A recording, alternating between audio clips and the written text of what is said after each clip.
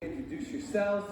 Why don't you say hi to everybody, and we'll just keep asking questions from there. Hi, I'm Viola, married to Daniel. Hi, I'm Daniel, and we both need to go to the Love Academy. Yes, can you please sign us up? Please sign us up, because, I don't know, I feel completely undeserving to be up here, to be honest. I told this to Pastor Don and Carol as well, and I just want to thank you guys so much for letting us to be on this stage again. Yes. So we've been married for almost 13 years. This October is going to be 13 years, and we have two children. Mila, who is 11, and Noam, who's 8 years old. That's our boy, so girl and boy. We met in the club 15 years ago. Wait, We don't recommend that, by the way. is that something that you don't talk about in church? We talk about it, but we don't recommend it. Okay, sorry. I also don't recommend it, but... Okay. But my pickup line to Viola was like, "Where are you from? Germany?" No way, my ex-girlfriend is also from Germany. It was the worst time ever for, to give that pickup line. But then after 2 years of dating, we got married, and not long after that, I went through some stuff. I'm a presenter, TV presenter, and I had a benign tumor on my vocal cord at that time, and because of that, I got depressed, and the journey began, and I met Jesus, or as they love to say it, Jesus met me, or picked me up in my lowest time in my life, and at that same time, Viola also met Jesus as well. Yeah, I was at the same time while he was having his issues that I didn't even really go through with him because we were not that deeply connected at that point in our life. At that time, I felt really empty and hollow, and I had already achieved everything in my life that I wanted to have. I had this wonderful husband, and a wonderful child. Had a business with friends. Had a wardrobe full of beautiful clothes. We were traveling all over the world. Like the whole shabams, basically, that you probably can imagine that anyone wants to have. And I felt so empty. And at that time, at the same time that Daniel met God, God also pulled me closer.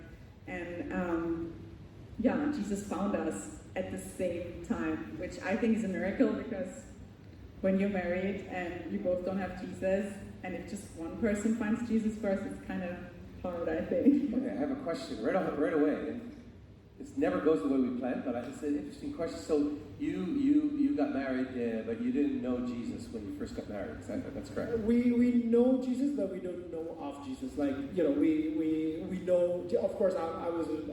My mom is a Catholic. I go to church every single week, and receive the communion and all. But it's all for checklist. I don't have any relationship with Jesus. Yeah, and I grew up in church. And I left it when I was 16 because I had not found Jesus there yet. So this is my question. So when you were getting married, I'm talking about the marriage ceremony and everything. I'm sure it had a lot of, stuff like most weddings do. It was probably a formal, with a priest. Was it with a priest or a pastor? Yeah, in a Catholic cathedral. So here you were making, your vows to God, really. Did you really know you were doing that? I mean, how was that? What is it like when...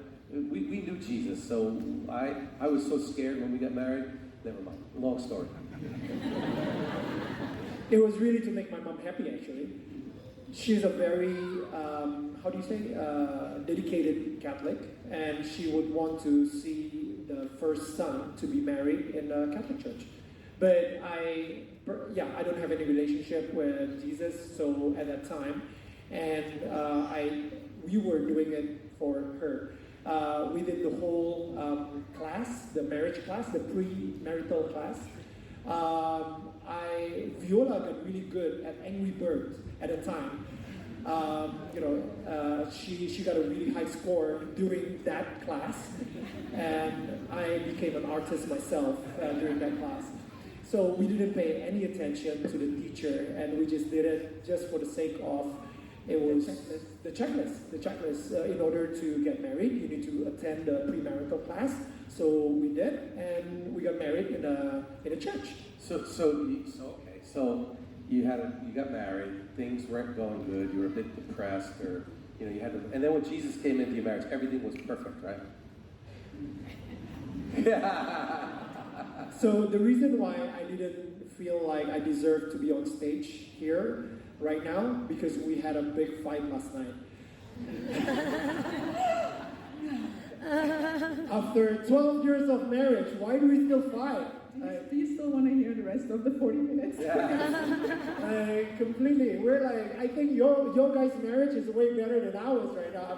I feel like, oh man, I had a run this morning and I thought like, man, what are we going to talk about? My mood is all over the place, and it's and that's why while we were worshiping, I really asked for that new strength, to be here, and really just we're definitely like two broken people in a marriage, and just being vulnerable to you guys, and we just want to keep it as real as it is.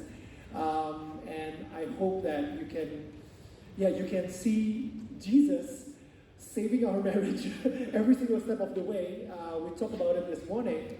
We both agree that without Jesus, we'll be divorced right now already. So yeah, suspicious, right? Suspicion that the wife is trying to change the husband. But then, if you give the benefit of the doubt, the wife really wants the best for you, and wants the best for the marriage, and wants you to become a better leader, wants you to become a better person. God created this marriage. He can speak through Viola to correct me, and most often that's the MO. And I'm just really grateful for marriage. It really, if you see me before I got married and today, I am a completely different man. I feel like before I got married, I was, I think Steve Christian there, he knew me before I got married, and I was a total jerk, man. he can talk more about that. But I feel today,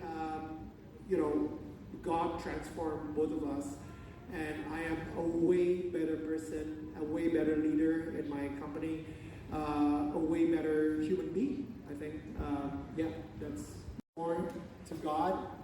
The husband focuses more to God, the wife focuses more to God, and in the end you become closer together instead of trying with your own effort to get close and intimate with each other. So I think that's always like the first the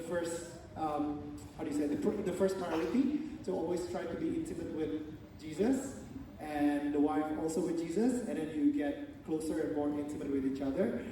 And I think for the spiritual discipline, one of those movies where, I don't know, like in one of those action movies, suddenly somebody just got pushed from a building and he just hang on to his dear life, and then you see all his shoulder muscles and everything.